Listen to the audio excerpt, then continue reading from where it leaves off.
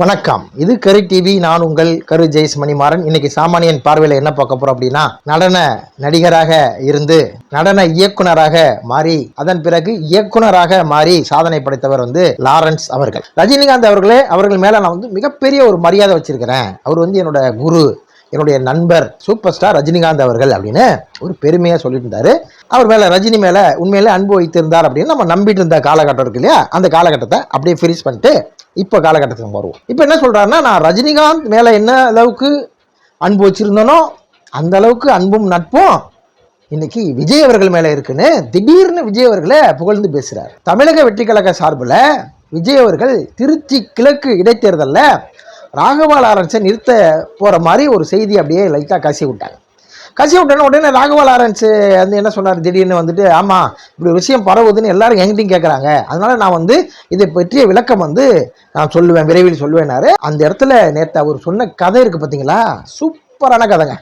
அந்த கதையை அப்படியே நம்புற மாதிரி சொன்னார் பாருங்க, சூப்பர் பிரசன்டேஷன். ரஜினிகாந்த் அவர்கள் கட்சி ஆரம்பிச்சோன்னே ராகவா லாரன்ஸ் ரொம்ப சந்தோஷப்பட்டாராம். அப்பா, நம்ம தலைவர் கட்சி ஆரம்பிச்சிட்டாரு, நம்ம அதில் போய் இணைஞ்சு நம்ம மக்களுக்கு நல்லது செய்யலாம் அப்படின்ட்டு சந்தோஷப்பட்டு நேராக அறிக்கையெல்லாம் வெளியிட்டாராம், ட்விட்டர்லாம் போட்டாராம். வீட்டுக்கு வந்தாராம். வீட்டுக்கு வந்தோடனே அம்மாட்ட கேட்டாராம். அம்மா சொன்னாங்களாம், ஏன்பா நமக்கு தேவையில்லாத இது அரசியல் ஒரு சாக்கடை அப்படின்ட்டாங்களாம். ஒரு வாரம் பேசவே இல்லையா அவர் ராகவா லாரன்ஸ்கிட்ட. அரசியலுக்கு அன்னைக்கு அரசியலுக்கு வராமல் இன்னைக்கு அரசியலுக்கு வந்திருக்காருன்னு கேள்வி கேட்பாங்க அப்படிங்கிறதுக்காக என்ன பண்ணிட்டாரு, உடனே ஒரு கதையை ரெடி பண்ணி அம்மா சென்டிமெண்ட்டை போட்டுங்க தாக்கி, அம்மா சொல்லிட்டாங்க அரசியல் சாக்கடை சொல்லிட்டாங்க, ரஜினிகாந்துக்கு இது தேவையில்லாத வேலைன்னு சொல்லிட்டாங்க அம்மா, அதனால அந்த ஐடியாவை நான் அப்படியே விட்டுட்டேன். ரஜினிகாந்த் அவர்கள் வென்றிருந்தாருன்னு அன்னைக்கு இதே ராகவா லாரன்ஸ் என்ன பண்ணிருப்பாருன்னா, அவர் கட்சியில் போய் இணைஞ்சிருப்பாரு, அடுத்த எலெக்ஷன்ல சீட்டு கேட்டு வாங்கியிருப்பாரு. ஆனா ரஜினிகாந்த் அவர்கள் இன்னைக்கு கட்சியை கலைச்சிட்டு போயிட்டாரு. விஜய் அவர்கள் ஜெயிச்சு ஆட்சியை அமைச்சிட்டாரு. அம்மாட்ட கேட்டாராம், அன்னைக்கு ரஜினிகாந்த் சொல்றேன்னாங்களா, அதே அம்மா இன்னைக்கு அதே டைலாக் ரிப்பீட் பண்றாங்களாம், நீ விஜய்கிட்ட கூட்டு போ நான் சொல்றேன் அப்படின்ட்டு. விஜய்கிட்ட கூட்டு போனா கையில பிடிச்சி கொடுத்துருவாங்கன்னு நினைச்சாராம். அவர் கையில பிடிச்சி பா என் பையனை பாத்துக்கப்பா அப்படின்னு அம்மா சொல்லுவாங்கன்னு நினைச்சாராம். அவர் எப்படி நினைச்சீங்க? அன்னைக்கு ரஜினிகாந்த் அரசியலுக்கு வரும்பொழுது அதை சாக்கடைன்னு சொல்லுவாங்க அம்மா, விஜய் வந்தோன்னா எப்படி கையில பிடிச்சி கொடுப்பாங்க நீங்க எதிர்பார்த்தீங்க? அது ஸ்கிரீன் பிளே அமைக்கிறார், அழகா அமைக்கிறார் அப்படி நினைச்சாராம் அவரு. ஆனா அம்மா சொன்னாங்களா, இல்லப்பா அரசியல் சாக்கடை அப்படின்னு நான் விஜய்கிட்ட சொல்லுவேன் அப்படின்னா, தெரியல தேவையில்லாத வேலையா இருக்குன்னு இவர் விட்டுட்டானா அப்படியே இருந்துட்டாங்களா. திடீர்னு பார்த்தா விஜய் அவர்கள் ஜெயிச்சிட்டாராம். ஜெயிச்ச உடனே இவருக்கு அவங்க அம்மா சொன்னாங்க, சிரிச்சாங்களாம்.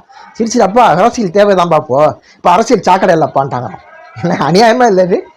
அதே அவர் என்ன காரணம் சொல்றாருன்னா, அம்மா சொன்னாங்களாம், அரசியல் சாக்கடை, இது பணம் கொடுத்தாலாம் ஜெயிப்பாங்கப்பா, இதெல்லாம் தேவையில்லாத வேலைப்பா அப்படிங்கிற ஒரு டயலாகே இங்கே சேர்க்கிறாரு.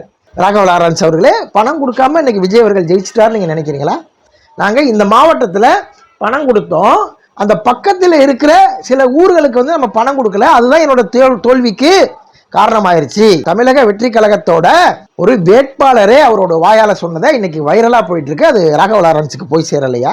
மாண்புமிகு அமைச்சர் அருண்ராஜ் அவர்கள் அவருடைய தொகுதியில பாத்திரம்லாம் கொடுத்தாரு. தேர்தல் நடப்பதற்கு முன்னாடி பிரச்சாரம் நடந்து கொண்டிருக்கிற பொழுது அவர் கொடுத்த வீடியோக்கெல்லாம் சமூக வலைதளங்கள்ல வைரலா போச்சு. அது ராகவா லாரன்ஸ் அவர்களே, உங்களுக்கு அந்த வீடியோ சேரலையா? குழந்தைகளை அடம்பிடிக்க சொல்லி ஓட்டு வாங்க சொல்லியிருக்கார் விஜய் அவர்கள். இது எவ்வளவு சமுதாய சீர்கேடு, இது உங்க அம்மாவுக்கு தெரியலையா? 40 வயதை கடந்த ராகவா லாரன்ஸ் அவர்கள் அரசியலுக்கு வருவது சாக்கடை, அது வேணாயா, தப்புயா சொல்ற ஒரு தாய், ஒரு பிஞ்சு குழந்தை மனசுல அரசியலை விதைத்த விஜய் அவர்கள் செய்தது தவறுன்னு அந்த தாய்க்கு தெரியலையா?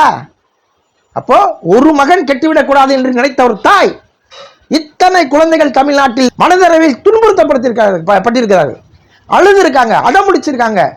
அப்போ ஒரு குழந்தை மனதுல இத்தனை விஷத்தை பரப்பிய ஒரு விஜயை, அவர் அரசியல் கரெக்டா இருக்காருப்பா, அவர் சரியான அரசியல் பண்றாருப்பா, நீ இப்ப போப்பா அரசியலுக்கு உங்க அம்மா சொன்னாங்கன்னா அந்த தாயை நீங்க கேவலப்படுத்துறீங்க. அந்த தாய் சொன்னாங்களா எனக்கு தெரியாது, ஏன்னா அந்த தாய் வீடியோவா சொல்லல. எல்லாம் அரசியலுக்கு யார் வேணாலும் வரலாம். நீங்க சொன்னீங்கல்ல, நான் வரணுமா வேணாமான்னு பொதுமக்கள் நீங்க சொல்லுங்கன்னு. நான் பொதுமக்கள் தான், நான் வாக்காளன் தான், நான் இந்த நாட்டின் நலனை நேசிக்கிறவன் தான், அதனால சொல்றேன் நீங்க அரசியலுக்கு வராதீங்க. குழந்தை மனதை கெடுத்து ஆட்சியில் உட்கார்ந்து இருக்கும் ஒரு மாண்புமிகு முதல்வர் விஜய் அவர்களை நல்ல அரசியல்வாதின்னு சொல்லி உங்க அம்மா இன்னைக்கு போப்பா அரசியலுக்கு சொல்றாங்கன்னா அந்த தாயை நீங்க கேவலப்படுத்துறீங்க. இன்னைக்கு நீங்க அரசியல் வர்றதுக்கு காரணம் என்னன்னா, அன்னைக்கு ரஜினி அவர்கள் வருவாரா வரமாட்டாரான்னு தெரியாது, அதனால நீங்க போல. இன்னைக்கு விஜய் அவர்கள் வருவாரா வரமாட்டாருன்னு தெரியாது, அதனால நீங்க விஜய் அவர்களை தேர்தலுக்கு முன்னாடி ஆதரிக்கல. விஜய் அவர்கள் இன்னைக்கு முதலமைச்சராக உட்கார்ந்துட்டாரு, எல்லாருக்கும் பதவி கொடுக்கிறாரு. ஒரு காமெடி நடிகர் ஸ்ரீநாத் அவருக்கு பதவி கொடுக்கிறாரு. அப்போ உங்கள் மனதில் என்ன வந்துருச்சுன்னா, அப்போ எல்லாருக்கும் பதவி கொடுக்குறாரு, நமக்கும் பதவி வரட்டும், பதவி ஆசை தான் உங்களுக்கு வந்திருக்கே தவிர சமுதாய நோக்கம் ராகவ லாரன்ஸ் அவர்களே உங்களுக்கு வரவில்லை. அன்னைக்கு சாக்கடையா இருந்த அரசியல் இன்னைக்கு சந்தனம் ஆயிடுச்சா? அந்த சந்தனம் ஆயிடுச்சுன்னு உங்க தாய் உணர்ந்தார்களா? அப்போ உங்க தாய்க்கும் தேர்தல் என்றால் என்ன அப்படிங்கிற புரிதல் அவர்களுக்கும் இல்லை. அப்போ அந்த தாயோட கருத்தை எடுத்துட்டு நீங்க அரசியலுக்கு வரீங்கன்னா நீங்க வராமல் இருப்பதே மேல் அப்படின்னு சொல்லி விடைபெறுகின்றேன். நன்றி.